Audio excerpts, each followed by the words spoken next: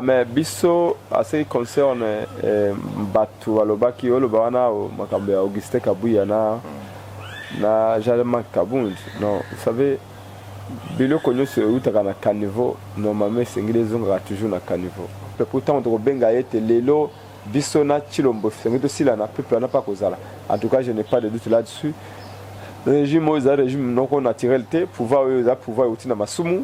C'est un pouvoir ici du péché et nous allons faire tout pour nous rebenga na bango. C'est tchatcho ba desabianga na chalupa na bakanchati awa. Bakanga biso 2 jours même ba nere ba interrogatoire toute la nuit. On a souffert pour na changement et ya namboko. Malheureusement changement a été fêter la tricherie. On ne peut pas fêter les mensonges. Et plus grave encore, on ne peut pas prendre 6 millions de dollars de Congolais pour célébrer les mensonges, pour répondre aux caprices de Kabila. Parce qu'en réalité, c'est les maris de ce couple-là qui a demandé que bon a décaissé. Transactionnel, mais le fait qu'il y a consacré billets de banque 10 000 francs et longi à Kabila, ils allaient koboka soyi na bibembe pe na ba cercueil ya bandeko na biso bans ba wa ndeko na ngai officiellement na libana na bango oyo mwasa akoyiba bana ya mwasi bakoyiba bana o mwasa yakina bango na libana ne mususu bakoyiba mwana oyo mobali yakina bango na libana mususu bakoyiba. Donc ça dit que ba gouverner na bato mususu ba se déplacer à niveau province to kon ba 10 millions de dollars. Nous sommes dans une situation où Makambo président de Fomusu Alobaka Félix sera pire que Kabila. Et on n'a encore rien vu. Lilo na kamwe, mais on dit que les imbéciles ne changent pas. Les talibans ont bandé ko finga biso.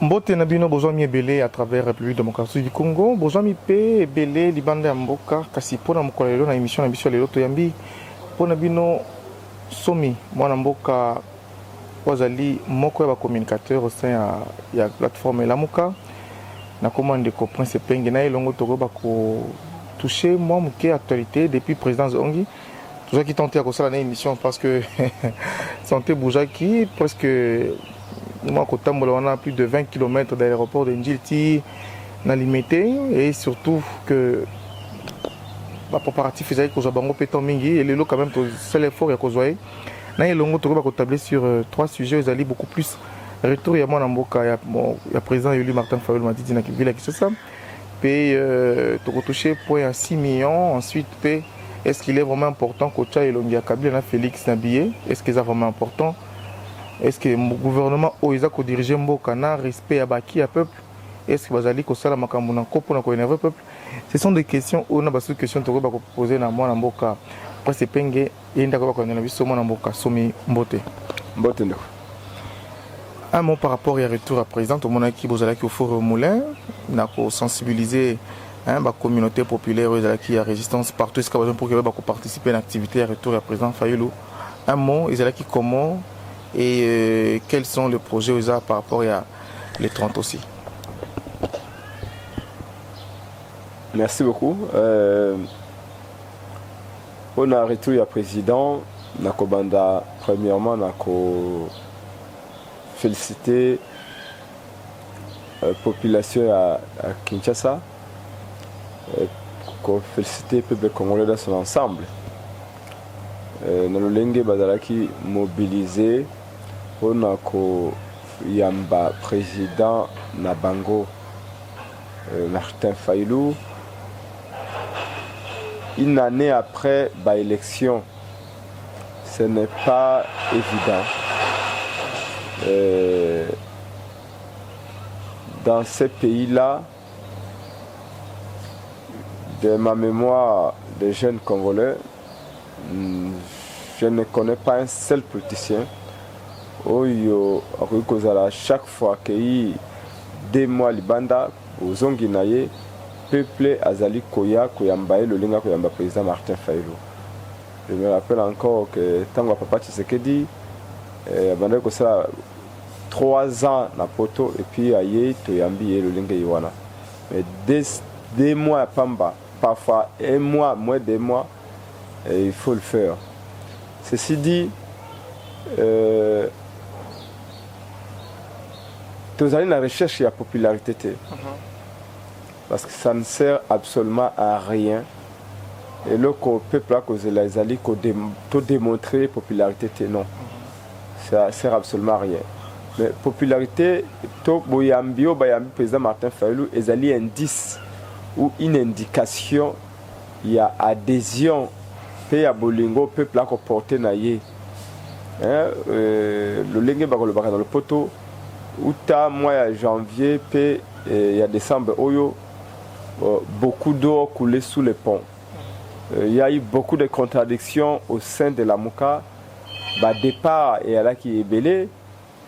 Il faut dire que la mobilisation est arrivée à président Salamika Kanabiso Moko Bilenge Okomona Boye Prince Penge Descendant Lumumba, Nikoma Engele, Michel Mangala, Adrien Malenga, Madame Sata Momboni, y compris de Konabiso Mike Mukebai, pour être Utana Makala Mike Mukebai, à Bandai pour mobiliser Pebato.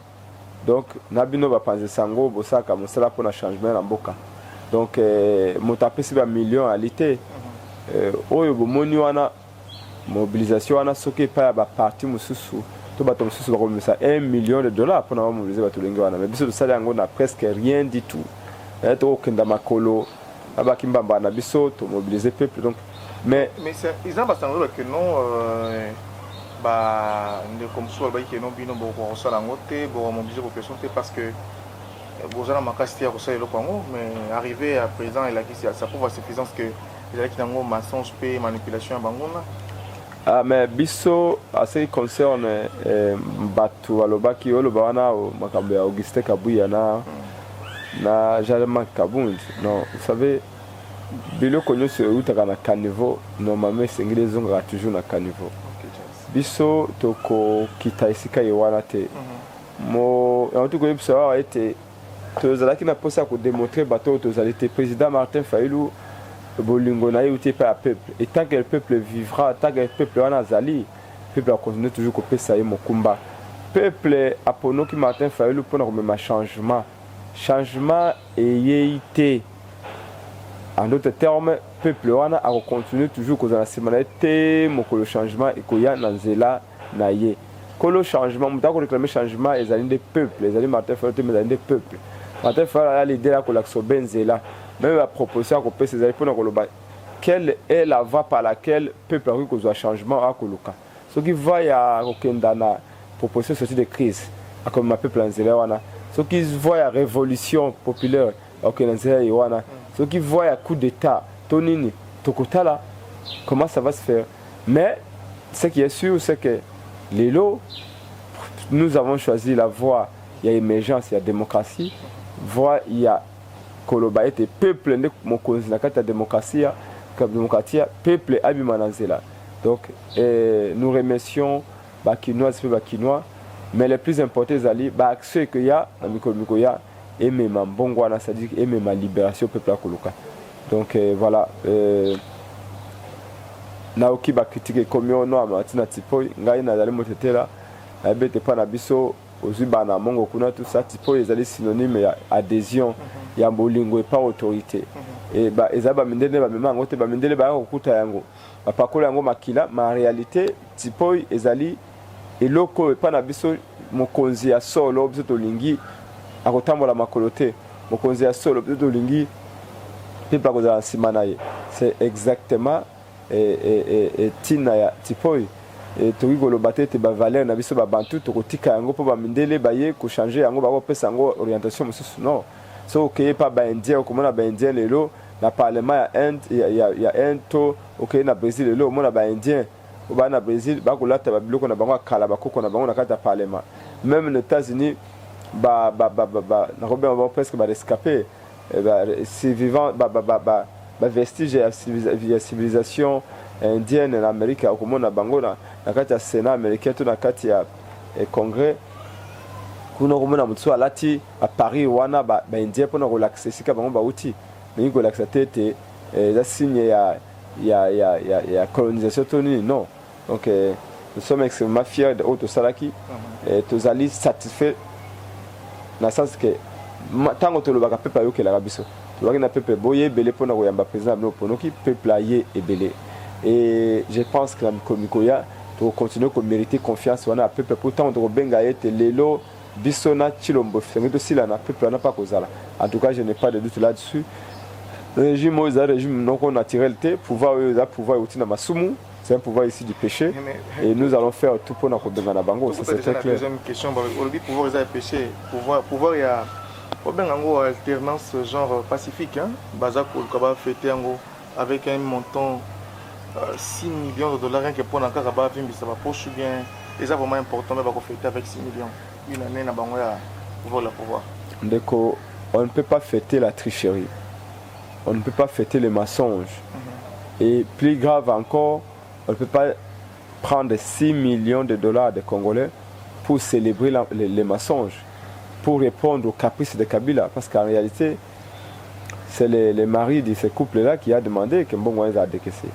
Pour Nabiso, na Katia Lamuka, Ngomba Nabiso ADD Congo, moi, je Pierre-Jacques Chaloupa. Que nous allons président du mouvement DD Congo. Hein? Ouais. Ouais. Pierre-Jacques Chaloupa, de son vivant, insistait sur cette histoire-là. Il dit Prince, beaucoup de Musikate, Ndoki à Congo, ils allaient bissom Koba Congolais.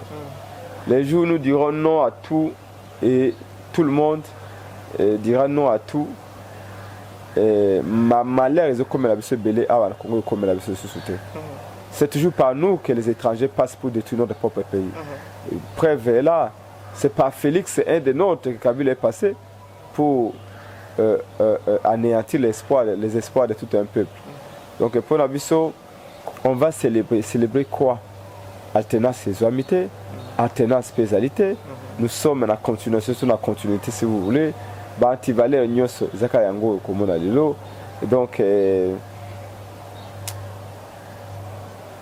tala malamu inanimité au salami na ba réseaux sociaux nyoso tala na ba médias à l'unanimité les Congolais ont rejeté et continuent à rejeter bakambo ya kosala billet de banque na effigie ya Kabila eza billet moko transactionnel te eza billet moko na valeur te mais le fait ya ko consacrer billet de banque 10 000 francs na elongi ya Kabila ezali ko boka soyi na bibembe pe na ba cercueil ya bandeko na biso bans ba wa ndeko na ngai soko tali mokongo na ngai ya dernièrement awa na arrivé à Jean-Pierre Mbagombo biso ba to mobilisaka po ete bayamba Jean-Pierre Mbagombo mais moi na mura na ma confiance à l'aéroport à tubanga songe ya mondoki na na mokongo awa mais comme na qui blessé à l'instant T je n'ai pas vu du sang mais tant on a comme je me suis rendu compte que tant on a vu que tubinga awa en réalité zaki songe ya mondoki ya mona mwana. Ça, ce n'est rien par rapport à ce qu'on en dirait. Bakanchacho, déshabillanga na chaloupa na bakanchachi awa. Bakangabiso 2 jours, même si interrogatoire toute la nuit. On a souffert pour un changement et il y a beaucoup. Malheureusement, changement a été. Et yango lelo, nous devons nous déterminer. Il faut tout mobiliser, tout se mobiliser, tout déployer 2 fois plus d'énergie pour nous bunda, pour ne colo que autre déployer avant parce que awa c'est que Ndoki aye après 6 mois na ndako Ndoki. C'est encore beaucoup plus dangereux. Tango yo na kata ndako nao ba yiko pesa mwana noki Ndoki. C'est-à-dire que oya yo mwana oza partager entre bolingo mwana na kindoki ba pesi mwana. Mwana comme na Ndoki obenga na ndako mais de l'autre côté moté mezolo ba mazaka mwana nao. Oh Ndoki alibanda elle moko asa route mabe difficilement na ndako nayo. Mais oya Ndoki a comme na kata ndako nao c'est beaucoup plus dangereux. Kabila se sert d'un de nos frères pour nous la Congo Mabé. Et c'est encore beaucoup plus dangereux. Les Kagame, autrefois, passaient par Kabila et Kabila hésitait. Il y a un Belo Kabila qui a hésité que ça na Moïboy. Et c'est quand même surtout Kabila que ça na Moï, fait comme ça na Moï, en ayant l'étiquette des Congolais. Le combat devenait encore beaucoup plus difficile et beaucoup plus dangereux. Et donc nous devons avoir la mesure du combat que nous menons, surtout à l'adversaire de Wana Esikawa. Donc pour Nabiso, le fait que le peuple a boyi makambo ya mbongo 6 millions de kenda à l'unanimité. Le peuple a boyi makambo ko sa mbongo ne lunga ya Kabila na Félix, inko la pour na peuple changement ya quitté. Pour ce que alternance ya solo ezalaki. Ce que alternance ya solo ezalaki de makambo tout comme lelo ezali donc peuple a comprendre que alternance ya luka ke yité yango moni a repousser makambo 6 millions na makambo ya billet à l'effigie de Kabila. Et parlons même de 6 millions.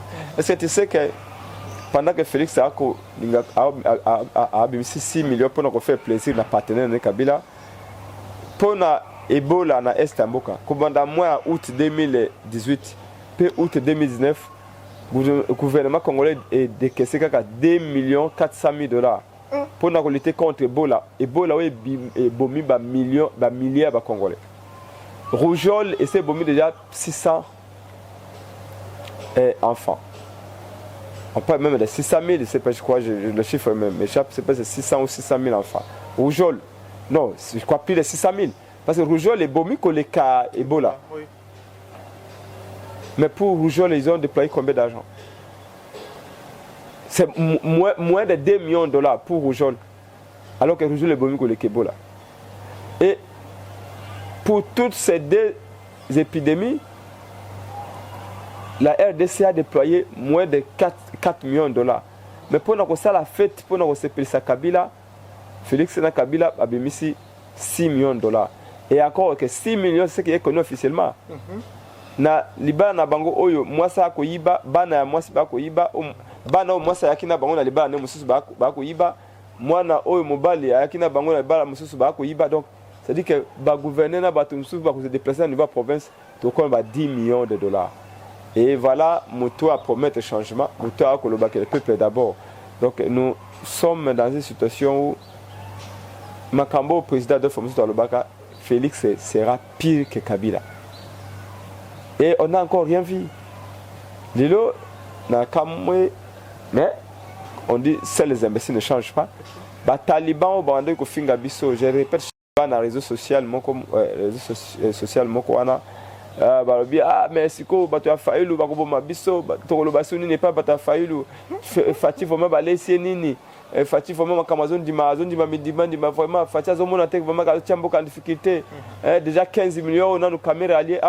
Nanu to ipsaka benga na caméra zo ko benga na caméra te caméra zake cité na faire wana ti lo enquête zate sko 6 millions susu makambo ya matanga papa tseke da caméra bisa 3 millions be ba kuni papa tseke soki na 200 000 dollars pamba. Donc voyez-vous que nous disons peut-être que il y a une espèce de simplisme dans notre esprit le congolais. On trouve ça comme des faits divers. Non, c'est pas un fait divers.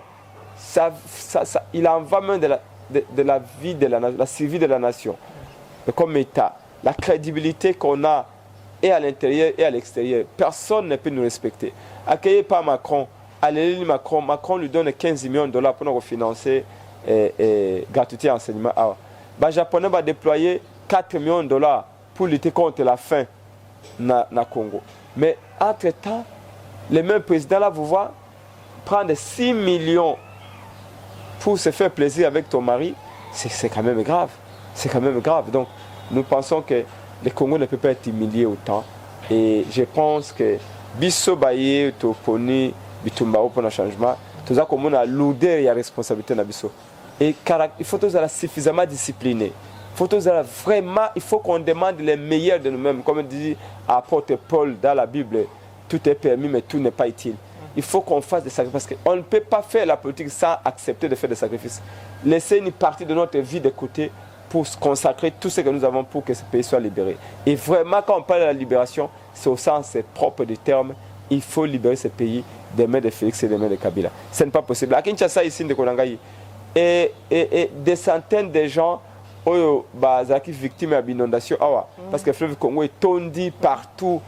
Surtout à Kingabwa, vraiment. Kingabwa, et pas Nangaï na Kingabwa, ok, na Mososo, Pemene Siko, na Kofute là, tout ça. Au Komona, Ndeko Nangaï, Bato Bazo, passer nuit à la belle étoile, Libanda, Ndeko Nangaï, Ndeko Mongo, na Poto Atinde la Kingaï, moi, Basabouni, na moi, Basavo de douche, wana, na moi, Basukali, Nangana Kopesa, malheureusement, avec Soana DG à Canal Kin, professeur Mvoto. Mais l'Équateur, c'est pire. L'Équateur, c'est tout un territoire qui est sous les eaux. Et nous continuons d'abord moi, Sabouana, Soukale, Mendelo, Batindela, Pande, comme on a Belgique. Et nous avons combo ne passe à l'Obaki, Bola, Moissali, à l'Inata, combo n'a été. Nous avons fait ça, on peut appeler ça, l'Équateur. Donc, au Comona, un pays ne peut pas vivre des dons. Un pays ne peut pas. C'est bien que biloko bande connexion pour voir ça les gens qui toquent, ils bien, on les alliés bolingo, mais c'est l'État qui doit décaisser l'argent pour aider Batouana. Et dans ça, awa, bato bilamba et choli, mandako et choli, moto ako make même les puta pamba pona Asie parce que c'est naïe. Et au lieu balongola, bazo 6 millions na pona ko sunga bato awa. Même na beni kuna bato pe ba dindi na inondation bazali. Ça compter bato ba kufi bano baza ba ofele na beni kuna ba ko lukesika elo ko lia. Maman ba kenda assassiner na bilanga. Papa ba kenda ko assassiner ni sika kenda ko buka pondu kuna bana batikeli bango moko. Et Félix Kabila sont tellement obdimbilés. Miel la bango ya libana bango ezu bango tellement mingi que ils oublient tout ceci. Bangi bazo 6 millions. Bash ya pamba pona bato ba bata mambula bato badina que ça. Bash ya pamba. Bash ngai société na banako ça na chalupa kuna. Bash o baso utiliser la publicité wana et ko soma maso 40 000 fois 60 000 francs. Ça a une effet de $40 pour consommer bash il y a 8 mètres. Pour être batona bata mambula ne c'est ce que mbula bato wala la libanda butumo mbula iko nyoko beta ba perdre peños to boni jatilingo bila awa akozo ba $100 azoba que la jube pia na concert na ya kini bo peto na longi boy. Mais pourtant yo gouverneur de la ville bato na yo ba administrer na yo awa bazindi mbula bakola libanda elo akolia ete na banzungu na ba mesa na ba télévision na bilamba bakolata ba catch ba kaya bana e choli na mbula. Mais un gouverneur, soi-disant, est capable d'aller organiser un concert de Jibin Piana où il va dépenser plus de 80 000 $. Voyez-vous comment on est devenu inconscient. Et bon, on a vu ça, on peut ça quand on a musicien, on va là, oh ma maman peut ça si ma papa peut ça nini, oh tout ça, si me colle. Et voilà, bah to comme biso mo incarnation même anti-valeur. Et ces pays-là, tout le monde, surtout to comme batalako. En politique, il y a des antalaku politiques. Il y a des médecins à Talakou et il y a des politiciens à Talakou. Et c'est comme ça, des professeurs à Talakou. Donc, ces pays-là, il faut qu'on réinvente. Je commence même à penser qu'il faut faire la table rase. Il faut carrément cette génération de. Génération Wenge, tout le bagage. Oui, génération Wenge, il faut qu'on rase en gros. Politique maintenant, oui. Il faut faire la table rase finalement. Nous ne valons absolument rien. Et c'est là où je dis, il faut qu'on se traite durement. Il faut qu'on se discipline suffisamment pour changer ce pays-là. Et je crois que dynamique au président Martin Fayulu Apesi et la dynamique à Malamou, nous croyons que ce combat, moi j'ai confiance et je crois que nous, notre génération, va mener le changement que nous voulons. Et ce changement-là, ce n'est pas pour 10 ans. Parce que si on laisse ce pays dans ce rythme pour 10 ans, je vous dis, on n'existera plus comme État. Parce qu'il y a des ennemis partout. Les 9 frontières que nous avons représentent un véritable danger. Et il n'y a pas d'horizon, il n'y a pas de perspective avec Félix Tshisekedi. Voilà pourquoi nous devons continuer cette lutte jusqu'à la libération prochaine de notre pays. Dollar, ça c'est 75 déjà. Un dernier mot par rapport à notre petite émission. Oui, mais dollar, ça 75, ils allaient refléter l'économie à Congo. Aucun investisseur sérieux qui investit dans le contexte. À tout moment, Félix peut partir. À tout moment, confirmé l'éclatement de Félix Kabila, il y a une guerre civile ou il y a une guerre tout court. Il sait qu'à tout moment, le peuple va mettre Félix et Kabila dehors et va passer pouvoir dans la moto. Il y a ceux qui vont investir dans la bango. La commission est partout. Rétro-commission, Félix a bien un rétro-commission, c'est normal. Les Congolais vivent des commissions et de la corruption. Alors, qu'est-ce que vous voulez? Comment voulez-vous qu'un investisseur sérieux qui a 10 millions de $? Il faut que les Chinois, qui a 500 000 $, un aventurier libanais, qui a blanchi un bon le coup de boulangerie à plein victoire. Et 80% des Congo, les Libanais, les Indiens, viennent pour blanchir de l'argent sale. Ça, vous le savez. La plupart des banques qui sont ici, ce sont des escrocs. Ce sont des banques de dépôt, il n'y a pas de banque d'investissement ici. Bateau va couper sa ma maman a son bongo l'intérêt il y a 30%. Et puis après, maman kangami moi go rembourser bongo à qui manda konaye et tout ça. C'est comme ça, il n'y a que des escrocs. Il n'y a pas d'économie, nous sommes encore dans la cueillette et dans la chasse. Donc il faut réinventer tout et nous pensons que il faut monter à Mayele, ndekonanga ikukamba Congo, bakamba Congo par plaisir. Neto comme on a ba Taliban. Ah Félix, alati cravate kitoko. Ah alati veste kitoko. Ah tamana tapis rouge, assez élégant. On s'en fout complètement. On n'élit pas quelqu'un pour sa beauté ou pour son élégance. On veut élire quelqu'un qui a un cerveau qui puisse transformer ce pays. Et transformer le Congo, ce n'est pas une mince affaire. Il faut avoir une vision. il faut avoir aussi la provision.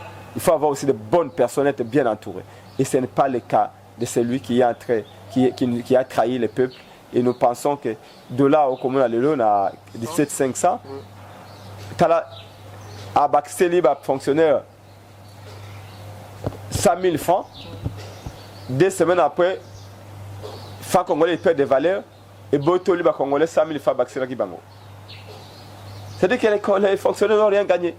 Les 100 000 francs à Baxeli bango, 100 000 francs à Botoli bango, na voie d'évaluation il y a francs congolais par perte il y a presque 30%, plutôt 20%, il y a francs congolais, il y a valeur francs congolais face au dollar. Donc les économistes savent que au salaire dans le beaucoup à mobile et puis au Botoli yango dans le beaucoup à Massi à réduisant la valeur réelle des francs congolais par rapport au dollar. Aujourd'hui, les militaires et les enseignants qui ont commencé à avoir un peu, voilà, nos salaires dans ce bâtiment à comprendre qu'ils ont tout perdu. Pourquoi? Parce que la fluctuation, tout ça, incertitude dans le marché, et ça dit que Félix ne peut rien maîtriser. Il n'y a pas d'investissement, il n'y a pas d'investisseurs qui viennent, et des tournements, ils allient partout. Donc nous sommes dans la continuité. Toko continue na o peuple à linga qui commande à se dans beaucoup changement au alobaki et sur le plan économique, sur le plan social, sur le plan sécuritaire et yéité au contraire situation ça s'empirer. Et donc lelo bande ko ya la muka biso banso sengeli to fongola miso to mona vraiment que seul au peuple apprenant qui n'a eu comme un changement et nous sommes na uti ko le kawana malgré bambouteillage à lelo to zali mokula vendredi je crois c'est pas si le 20 ou le 19 le 21 je sais pas décembre et na ko yoka bato to fêter ndenge nini il n'y a pas d'argent il n'y a rien du tout mais quelque part il y a quelqu'un qui m'a appelé pour me dire mais peuple wana passe au bas comme na oyo qu'est-ce qu'ils entendent pourquoi vous avez mananzerate bobengana bato et oui 32 ans à Mobutu et comme ça et féminiser basi mibali ba komi ko lata maputa et tout le monde même aujourd'hui excusez-moi peut-être l'expression mais ça veut dire et pas la vision de la tradition la vision tant que lobaka au moninga moi sinon c'est-à-dire ngo moninga mutoki ko ça tout ça mais c'est pas la vérité aujourd'hui les femmes sont en train de diriger le monde ça c'est vrai mais la réalité c'est qu'aujourd'hui le peuple a été tellement sodomisé que notre peuple réagit un peu comme un moteur diesel pour nous repérer les moi kilo mais to pelisi yango déjà to kolongwa je suis sûr que ce peuple là est capable comme président Fayulu alobaki yango ba peuple awa soudanais peuple burkinabé peuple algérien peuple tunisien ne sont pas des peuples exceptionnels bazali likolo na bisoté nous pouvons faire mieux que eux ou aussi bien que eux et nous allons le faire c'est une question toujours éduquer le président quoi que chauffeur océan et manandi bato musu ba mais président fallait que sa mot d'ordre de ba milieu bato ko yamba pesa mot d'ordre président ça pesa mot d'ordre de banakala c'est le peuple qui doit agir un leader on ne libère pas un peuple se libère tout seul moni tant président par exemple na ba militaire na ba policier bo dénoncer ben fité bana kati wana donc il monte mon gars le bio oh président fallait pona lo bandengwa wana tout le monde comme banakala mais ça veut dire quoi ça il faut quand on dit ça aux policiers c'est pour policier ba été ba Rwandais bazana kati armée wana batike ko sa bango confiance ba congolais kuna armée bolanda ba wana te armée peut libérer mboka te juste mon dictateur apesi mode de armée le non to bomate na Burkina Faso Blaise Compaoré le baga na armée il faut neutraliser population armée le bi to neutraliser bango te bangonde to sengeto batela yango moni nini Burkina Faso ezaki libéré donc pour na biso il faut à tous les niveaux sensibiliser la population. Et je dis bravo au président élu, Oyo, à l'Obakina Batou, Botala Baningande Bakosala hier. Bato Souba, on a président Zaliboso comme ça, on n'expose jamais l'idée. Botala Batou tout basali la révolution. Un leader ne peut pas s'exposer. Bon, on sait qu'il va Kati Moutonaï. Nassima Batou Pansani. Leader va battre la caille. Leader a fait sa grande indication, peut prendre à l'endroit indication Iwana. C'est ce que le président Fayulu a fait. Tant qu'on l'a sabato, tant baninga loko bastali. Et qu'on l'a sani. Bon imiter bango, bon ça koleka bango, tout ça kola bango. Mais c'est comme ça que le président Fayulu a lobby bateau. Voilà. Même en Kamalba qui a béni. Il a dit ben fité basé tout ça. C'est que il est un homme d'État. C'est comme ça, on a dit, le président Fayulu, le militant. Oh, les autres aussi là, tous les monde qui non, non, non. Il faut de l'intelligence, il faut qu'on ait une tactique, il faut qu'on ait une parce que c'est les leaders. Ceux qui leaders, comme Bessili. Totangi Mao, Totangi Lénine, 1917 ans, la révolution bolchevique, Totangi peut quand même Thomas Sankara, Totangi Che Guevara et tout ça, Fidel Castro. On a vu dans une révolution, quand vous voulez faire une révolution, il faut savoir protéger les leaders. Parce que si les leaders tombent, c'est fini. Aujourd'hui, et ce n'est pas par là.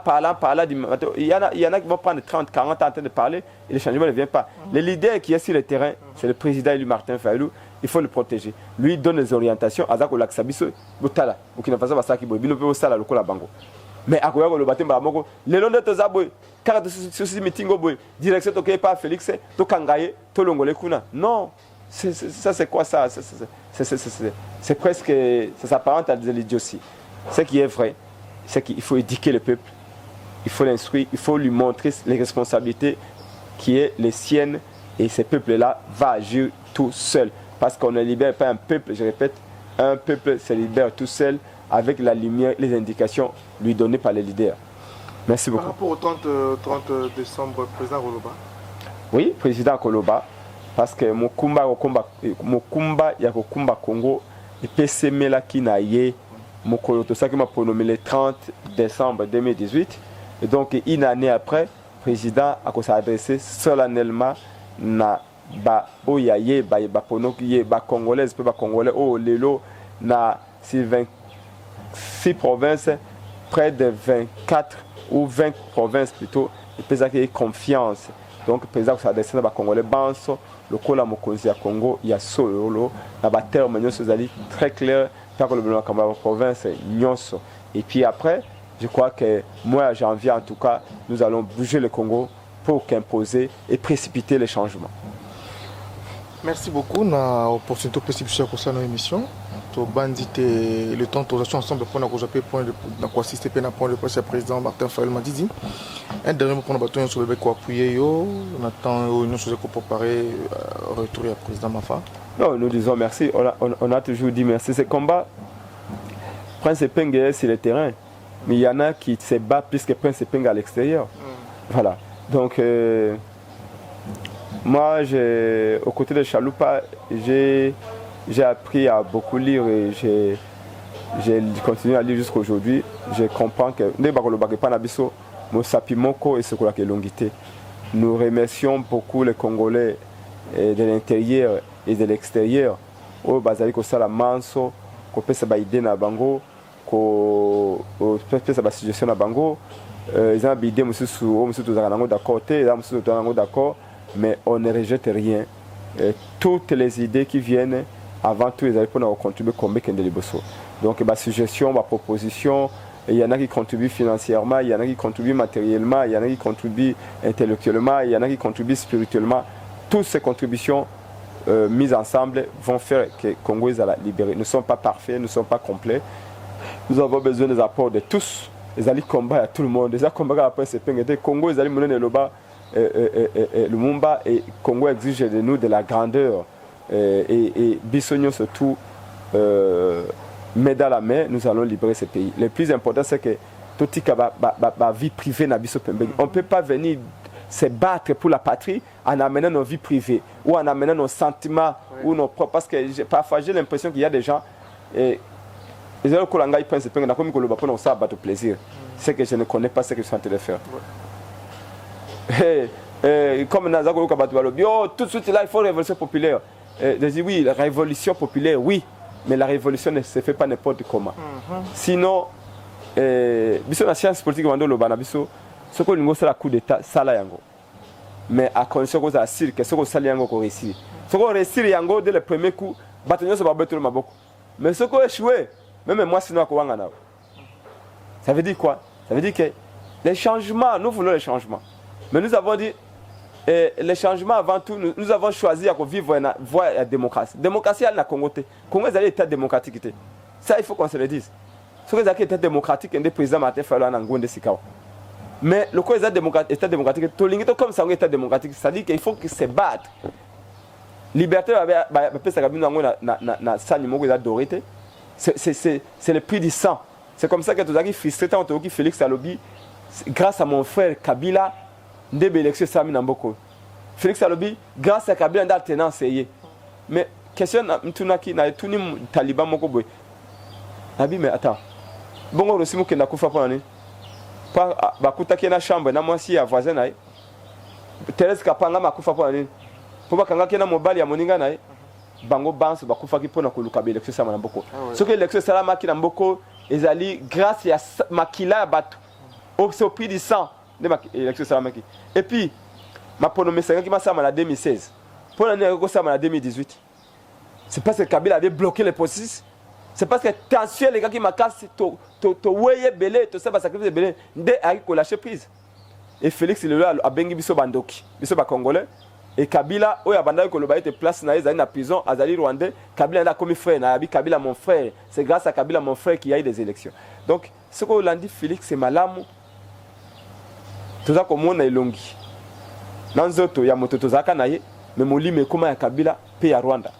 Donc, tu ne poses pas mandat à li congolais. Dans mon lit mon penzoto a commis Rwandais, a commis étranger, a commis kabiliste. Donc, pour Nabiso, il faut sauver la patrie. Et il faut qu'on soit réaliste. Ne confondons pas vitesse et précipitation. Il faut faire les choses bien pour nous faire un changement. Yamalonga.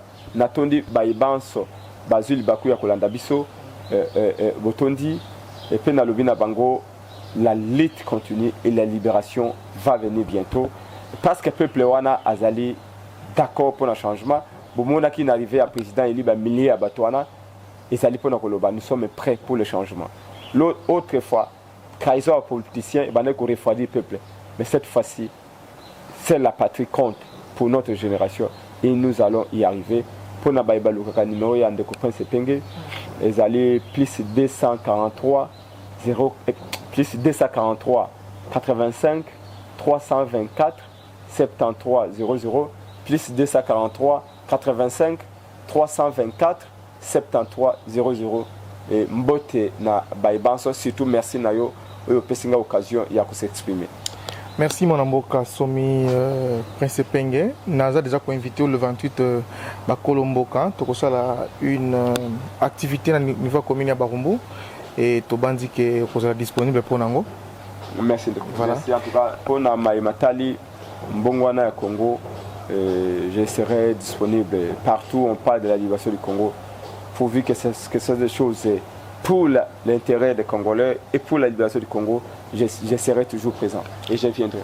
Merci de la souka émission après si maton domingi na baiban so bazui libakwe kolanda biso toza awa na Faden House na elongo na président ya Dedeko ndeko mwana mboka somi Prince Penge va permettre à sécurité ba komona na malgré ba embouteillage monstre dans la ville extrême kolelo na pesi merci na caméraman na sima caméra Arnaud de Kamande pour permettre à ce que peut-être na bilili na pesi matondo mingi na grande communauté diaspora na ba forme na biso bozali to pesi binombote na bokasi ya nzambe na bato komona na mokole koya. Merci beaucoup.